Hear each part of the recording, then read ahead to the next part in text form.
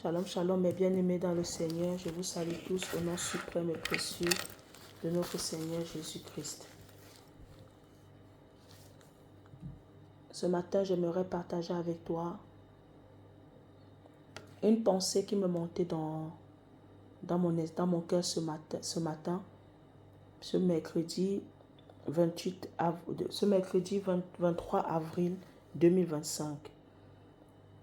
J'ai tiré mon exhortation, cette pensée, du livre de Matthieu 6, verset 1 au verset 4. Je lis pour la gloire du Seigneur.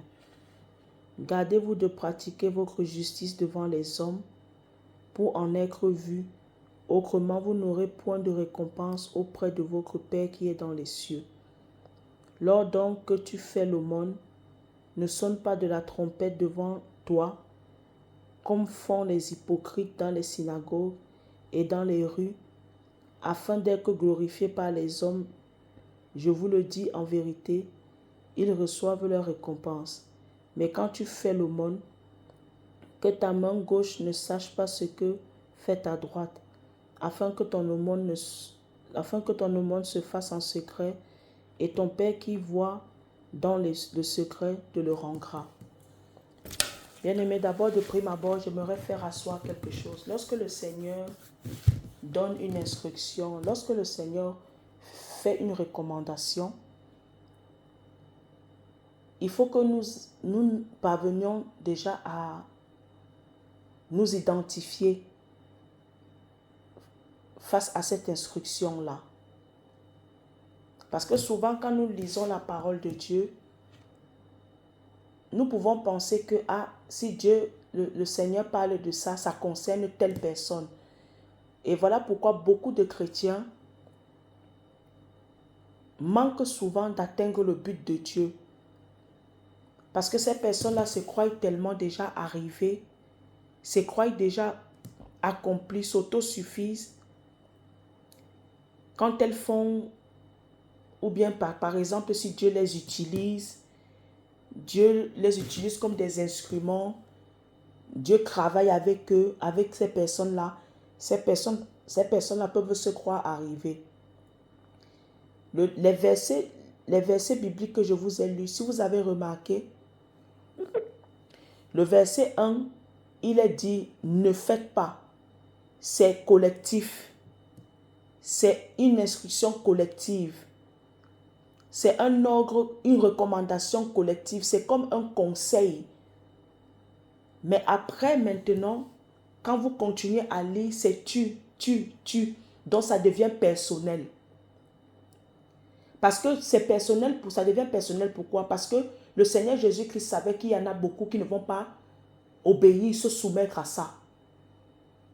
Donc ça requiert vraiment de l'obéissance que nous avons, de l'amour, du respect de la parole qui sort de la bouche du Seigneur. J'aimerais épingler ça pour nous dire de faire très attention.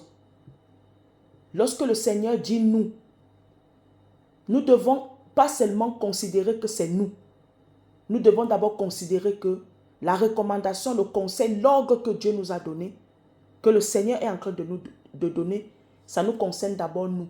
Nous devons d'abord nous identifier en tant que je tue. Ça ne veut pas dire que c'est de l'orgueil. Cela va te pousser à te remettre toujours à niveau.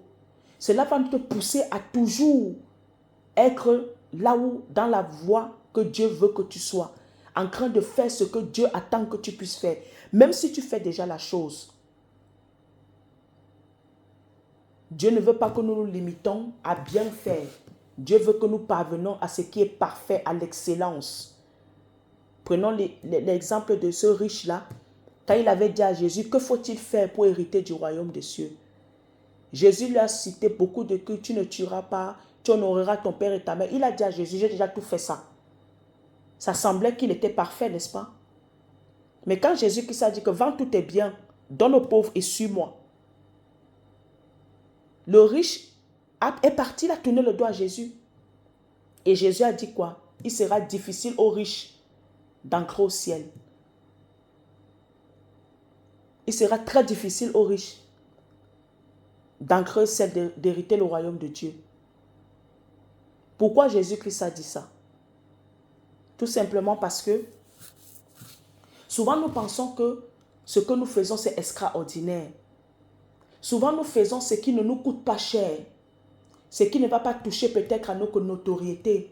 Ce qui ne va pas toucher peut-être à nos avoirs, à ce que nous possédons. Ce qui ne va pas toucher notre cœur. C'est facile de faire ça. Mais maintenant, quand Jésus vient mettre le doigt à ce à quoi nous sommes le plus attachés, ce qui est prioritaire pour nous, c'est là que le véritable nous se manifestera, notre véritable nature. Jésus a voulu montrer à cet homme-là, tu te trouves parfait. Mais en réalité, tu ne l'es pas. Parce que ce que tu as fait là, ça ne t'a rien coûté. Ça ne t'a pas coûté. C'est juste comme une formalité que tu as accomplie. Mais ce qui va me démontrer que réellement, tu as le cœur pour moi. Que tu as le cœur pour moi. Que ton cœur m'appartient. Vends tout ce que tu as. Et donne aux pauvres et suis-moi. Viens dépouiller. Viens à vide, sans rien. Et moi, je vais te remplir. Viens sans rien. Moi, je vais te donner plus que ce que tu as. Et je vais te donner le trésor qui ne se périme pas, qui n'est pas souillé, qui ne se rouille pas. Que les voleurs ne peuvent pas voler.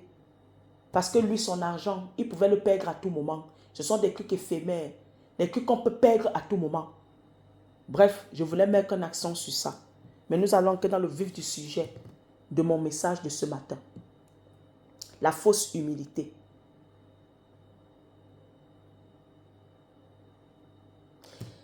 Bien-aimé, ça t'est déjà arrivé. Je pense qu'à nous tous, nous n'allons pas nous mentir. Juste à ce que vraiment le Saint-Esprit nous a enseigné, nous a fait maturer spirituellement, qu'aujourd'hui, nous ne sommes plus des personnes qu'on est dans le match vu, le taper à l'œil. On n'est pas là pour le prouver, comme on dit, le proving. On n'est pas là pour prouver aux gens. On ne fait plus les choses pour nous-mêmes. On fait les choses par amour pour Dieu. Ça requiert vraiment d'une grande humilité. Ça requiert vraiment d'une grande maturité spirituelle. Bien aimé, je parle de fausse humilité. Pourquoi? Bien aimé, ça t'est déjà arrivé. Je vais vous raconter une histoire. J'ai un frère dans la foi qui à chaque fois quand il offre quelque chose à quelqu'un ou bien quand il te donne un conseil, il veut que tu ailles parler, le mettre comme référence et que c'est lui qui t'a donné ce conseil. Le cadeau que tu as, c'est lui qui t'a donné. Mais lorsqu'il vient vers toi, il ne te fait pas comprendre qu'il aimerait que tu ailles publier que c'est lui qui t'a donné. Mais il te fait comprendre que non, il t'offre ça par amour et tout. Il te fait comprendre que ce n'est pas son intérêt, son intention, sa pensée que tu ailles divulguer aux gens. Il y a même des personnes que lorsqu'elles te font un cadeau, un présent, elles vont te dire ne dis à personne. Mais derrière leur véritable pensée, leur véritable soupir, volonté, désir, est que toi, tu ailles dire aux gens. Et lorsque tu ne le fais pas, la personne commence à te critiquer que tu es une mauvaise personne. Commence à te critiquer que tu es ingrat, que tu as un manque de reconnaissance. Vous savez, beaucoup de trucs que les gens nous font, beaucoup de choses que nous voyons même à l'église, que les gens donnent les offrandes, donnent les trucs. Souvent, les personnes le font dans le paraître. Souvent, les personnes le font pour attirer les regards. Souvent, les gens ne le font pas pour le Seigneur, ne le font pas pour la gloire de Dieu, par amour pour Dieu. Mais elles le font pour avoir l'attention du pasteur. Dans nos églises, actuellement où je parle, le système que nous avons, que ceux qui ont les dîmes, levez-vous, on va prier pour vous. Ceux qui ont apporté les dîmes, mettez dans les enveloppes, levez-vous et tout. Ça, c'est apporter de la distraction au sein de l'église. Ça va réveiller en les chrétiens, en les fidèles, un esprit de compétition, de rivalité, un esprit de concurrence. Nous croyons souvent que nous faisons bien les choses, mais en réalité, nous ne faisons pas bien ces choses-là. Ici, la fausse humilité, c'est quoi?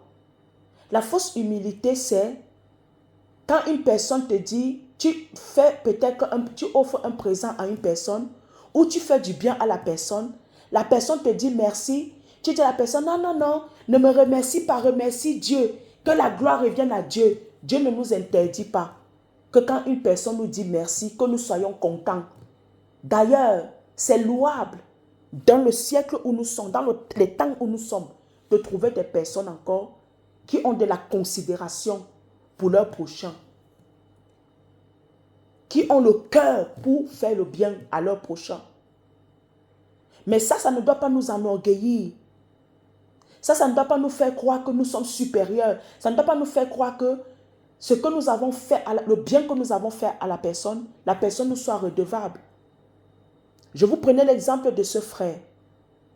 Ce frère, quand il offrait les présents, et quand tu portes ce présent, quand tu es entouré des gens, il va commencer à te poser les questions. Ah, qui t'a offert le sac là?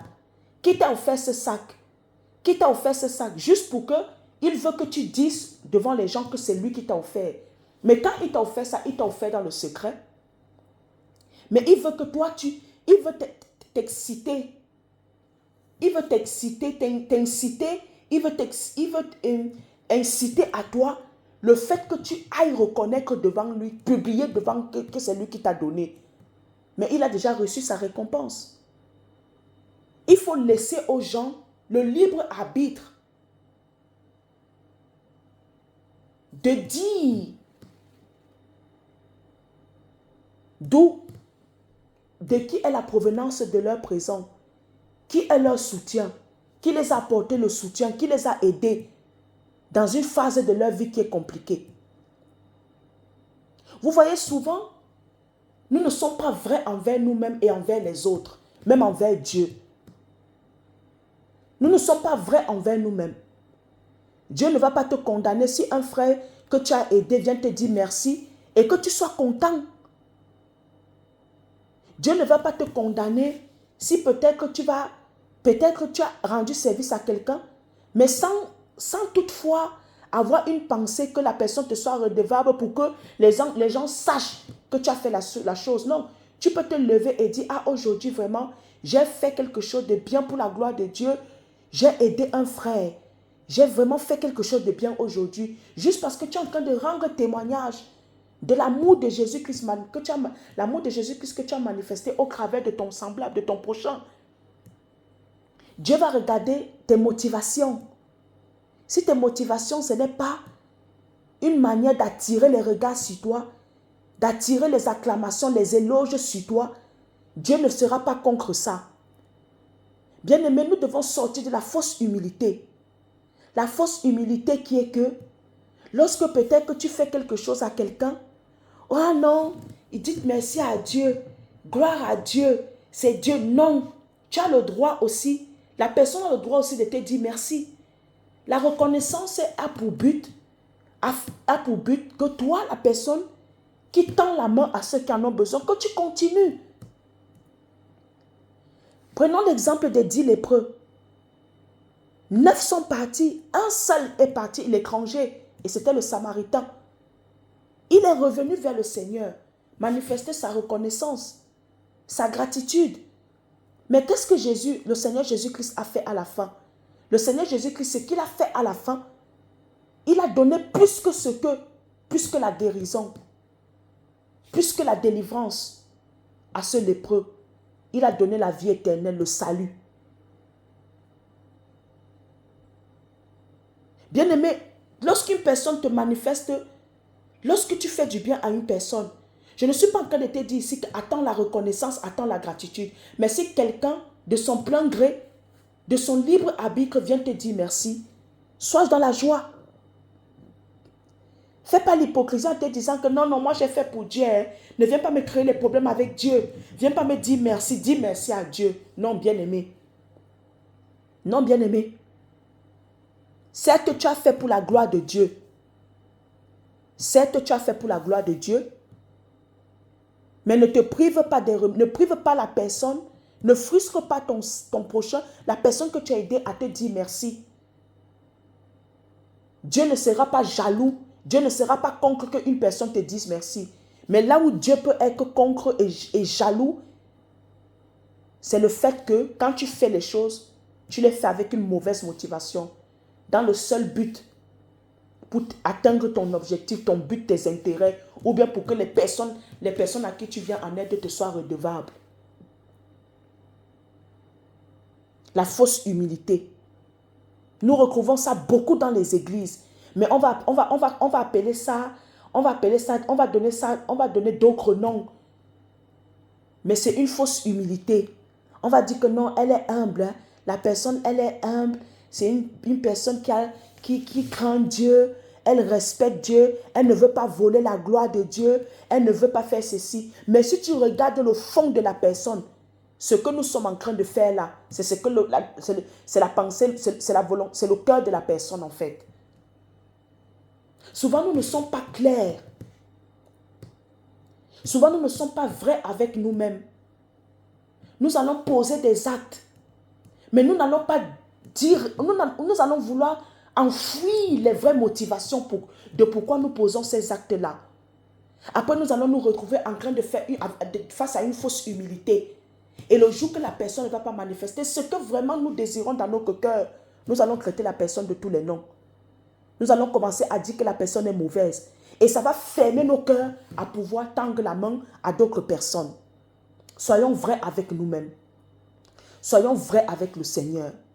C'est très important, bien-aimés, dans notre marche avec le Seigneur. Soyons vrais, sortons de l'hypocrisie. Sortons des fausses humilités.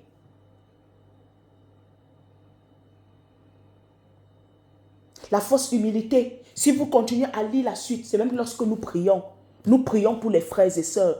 Nous devenons des intercesseurs. Lorsque le frère va être exaucé, nous allons vouloir que le frère aille publier à gauche et à droite que c'est grâce au frère, je suis parti lui parler, il a prié pour moi, Dieu m'a exaucé. Nous allons inciter le frère. Mais et pourtant, lorsque nous prions pour le frère, nous allons dire au frère que non, c'est pour la gloire de Dieu que je le fais. C'est pour la gloire de Dieu. Quand tu dis déjà que c'est pour la gloire de Dieu, donc attends-toi à toute éventualité que le frère ne soit pas reconnaissant que c'est peut-être grâce à ta prière, que c'est grâce à ton soutien que peut-être Dieu a exaucé. Nous devons aussi savoir, bien-aimés, Dieu peut aussi exaucer, pas forcément parce que nous avons prié, nous avons porté en prière le frère. Dieu peut aussi exaucer parce qu'il est Dieu. L'exaucement de Dieu ne dépend pas toujours de la qualité de nos prières. L'exaucement de Dieu dépend aussi de sa souveraineté. Donc lorsque nous faisons quelque chose pour une personne, soyons clairs, soyons vrais avec nous-mêmes. Si nous savons que nous faisons les choses par vaine gloire, pour nos propres intérêts, avec une fausse humilité, sachons le reconnaître devant Dieu et demandons à Dieu de nous changer. Bien aimé, parce que la parole de Dieu dit, nous aurons déjà nos récompenses. Même quand nous jeûnons, dans tout ce que nous faisons pour Dieu, en tant que chrétiens, sortons de l'hypocrisie, sortons de la fausse humilité. Ce n'est pas mauvais si une personne vient te dire merci pour le bien que tu lui as fait. Ce n'est pas mauvais si une personne vient t'offrir, vient te donner, vient manifester sa reconnaissance en t'offrant un cadeau, un présent. Ce n'est pas mauvais. Mais le plus important, c'est que tu ne fasses pas les choses pour entrer en possession, pour acquérir les cadeaux avec des mauvaises motivations. Parce qu'il y a des personnes comme ça, elles ont bien commencé, elles faisaient tout pour la gloire de Dieu. Mais à un moment donné, dès l'instant qu'elles ont vu que ce qu'elles font là, ça les a ouvert les portes peut-être qu'on les donne des offrandes, qu'on les donne des présents, ou bien qu'au travers de ce qu'elles font, elles ont des opportunités plus conséquentes que l'acte qu'elles ont posé, ce qui va motiver maintenant leurs actions, leurs actes de faire du bien à leur prochain, c'est la récompense qui va s'en suivre.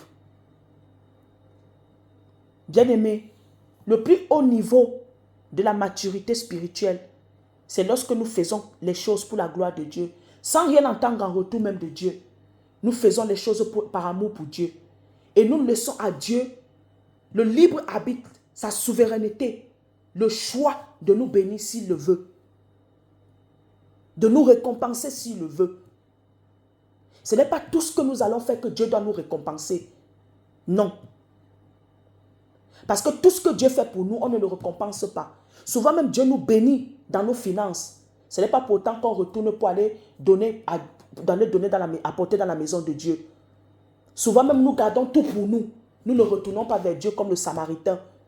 Rendre des actions de grâce à Dieu avec ce que Dieu nous a donné. Ce n'est pas tout ce que nous allons faire que nous devons attendre une récompense venant de Dieu. Faisons toutes choses, la plus haute maturité spirituelle. C'est lorsque nous faisons les choses par amour pour Dieu. Point barre. Et lorsque tu fais les choses pour la gloire de Dieu, mets dans ta tête, assimile ça. Sois conscient. Sois conscient qu'il y a toutes sortes d'éventualités. Que ce que je fais là, il se peut que la personne soit une personne, je le fais à une personne qui est ingrate, qui n'est pas reconnaissante, qui est égoïste.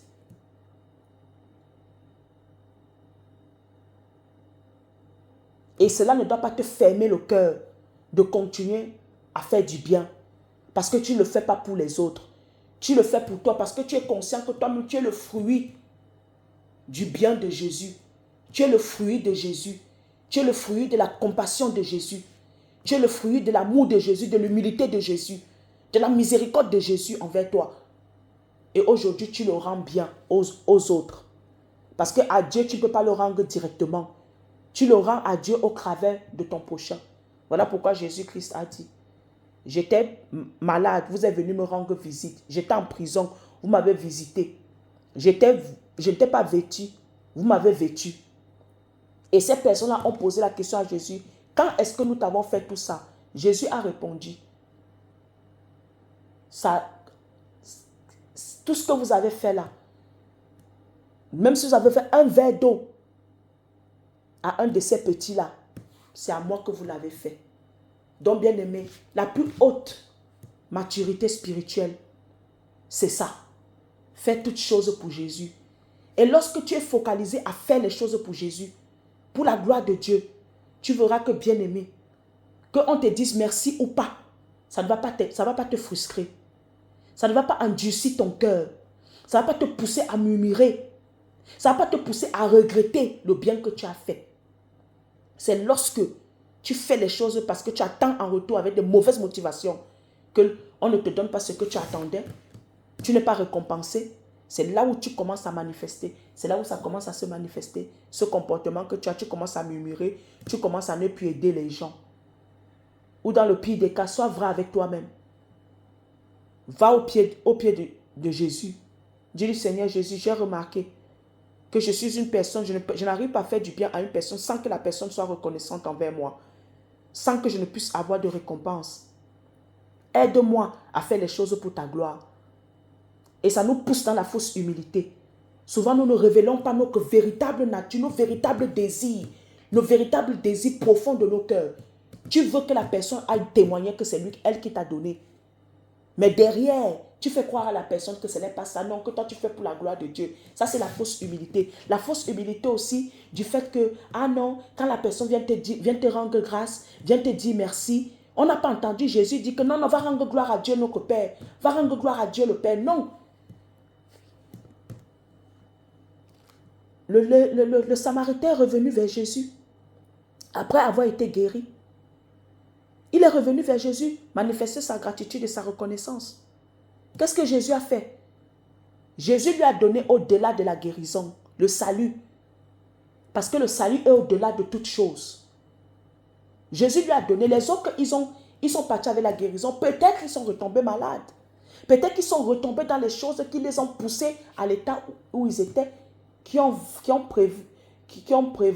prévalu qu'il fallait l'intervention de Jésus, l'intervention divine. Mais ce lépreux, ce Samaritain, il est retourné vers Jésus, il a eu le salut. Il a eu plus que la guérison. Et ça va le suivre. Son corps est devenu le temple du Saint-Esprit. Il a reçu Jésus-Christ. Il a reçu au-delà des récompenses du monde. Parce que nous voulons les acclamations des hommes. Parce que nous voulons que les éloges, que les hommes nous fassent des éloges. Nous voulons faire connaître que notre notoriété doit monter. Même sur les réseaux sociaux.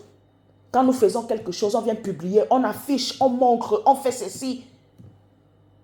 Les gens qui vont dans les orphelinats, ils filment les orphelins. Ils filment dans les camps de réfugiés.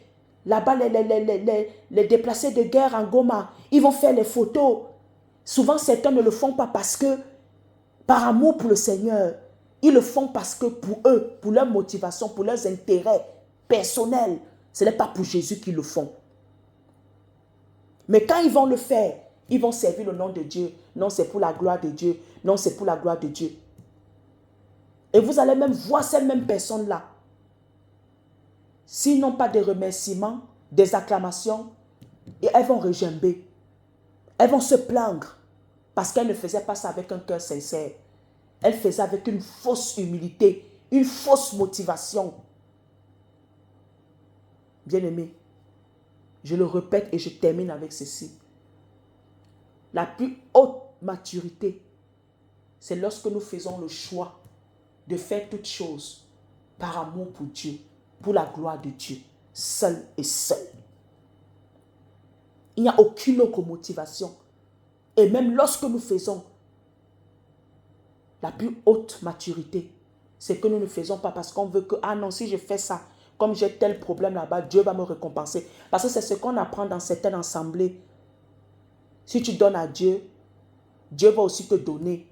Si c'est que tu t'occupes des affaires de Dieu, Dieu va aussi s'occuper de tes affaires. Et si Dieu ne s'occupe pas, vous croyez que nous, les hommes, nous sommes là pour dicter à Dieu sa manière de fonctionner, d'agir, de faire? Dieu est souverain. Et même moi, je ne peux jamais me prétendre que c'est grâce à ma prière qu'un frère a été exaucé. C'est grâce à Dieu, à la volonté de Dieu pour le frère. Même si c'est ma prière qui a fait. Mais je ne vais jamais avoir cette prétention de le dire dans tous les toits. C'est se faire égal à Dieu. C'est se faire comme si on devient le Dieu de la personne. Laissons même que c'est la personne qui vient nous remercier. Laissons même que c'est Dieu qui dit, témoigne à notre esprit. Que c'est le cher Saint-Esprit qui témoigne à notre esprit. Et comme ça là, nous n'aurons rien à nous reprocher devant la face de Dieu. Bien-aimés, revoyons nos motivations. La vie chrétienne, ce n'est pas cette vie-là que nous croyons que tout nous est permis et tout, nous devons faire tout ce que nous voulons. Nous devons avoir des principes. Nous devons chercher, nous devons aspirer à vraiment à être dans l'excellence comme Dieu voudrait que nous soyons. En train de faire, avoir le caractère, les principes, les sentiments qui sont en Jésus-Christ. Que Dieu te bénisse abondamment. Paix et grâce au nom suprême de Jésus-Christ. Amen.